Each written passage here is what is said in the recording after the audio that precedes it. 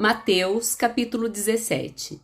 6 dias depois, Jesus levou consigo Pedro e os dois irmãos, Tiago e João, até um monte alto.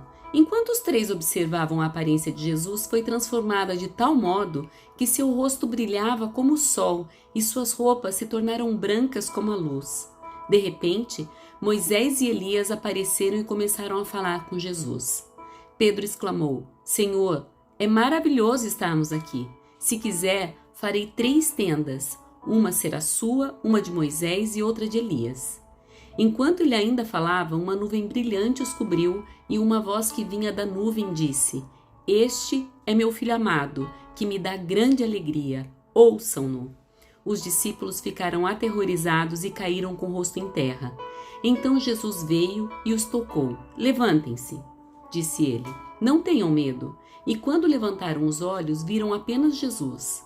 Enquanto desciam do monte, Jesus lhes ordenou: Não contem a ninguém o que viram, até que o Filho do Homem ressuscite dos mortos.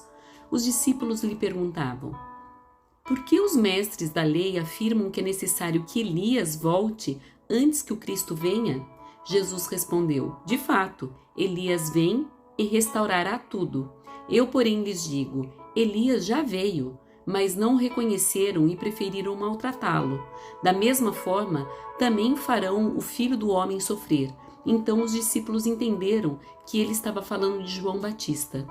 Ao pé do monte, uma grande multidão os esperava. Um homem veio, ajoelhou-se diante de Jesus e disse: Senhor, tenha misericórdia de meu filho. Ele tem convulsões e sofre terrivelmente. Muitas vezes cai no fogo ou na água. Eu o trouxe a seus discípulos, mas eles não puderam curá-lo.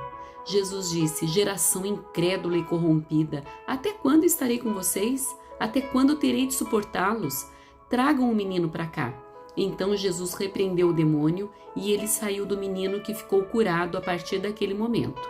Mais tarde, os discípulos perguntaram a Jesus em particular: Por que não conseguimos expulsar aquele demônio? Porque a sua fé é muito pequena, respondeu Jesus.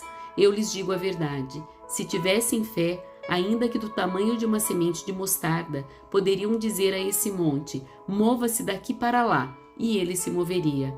Nada seria impossível para vocês, mas essa espécie não sai senão com oração e jejum.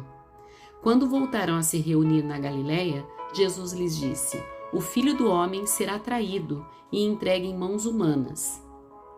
Será morto, mas no 3º dia ressuscitará. E os discípulos se encheram de tristeza.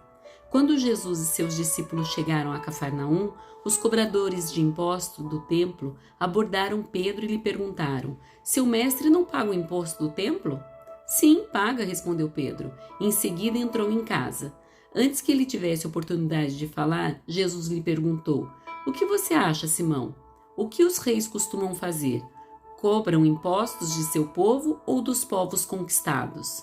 Cobram dos povos conquistados, respondeu Pedro. Pois bem, disse Jesus, os cidadãos estão isentos, mas como não queremos que se ofendam, desça até o mar e jogue um anzol. Abra a boca do primeiro peixe que pegar, e ali encontrará uma moeda de prata. Pegue-a e use-a para pagar os impostos por nós 2.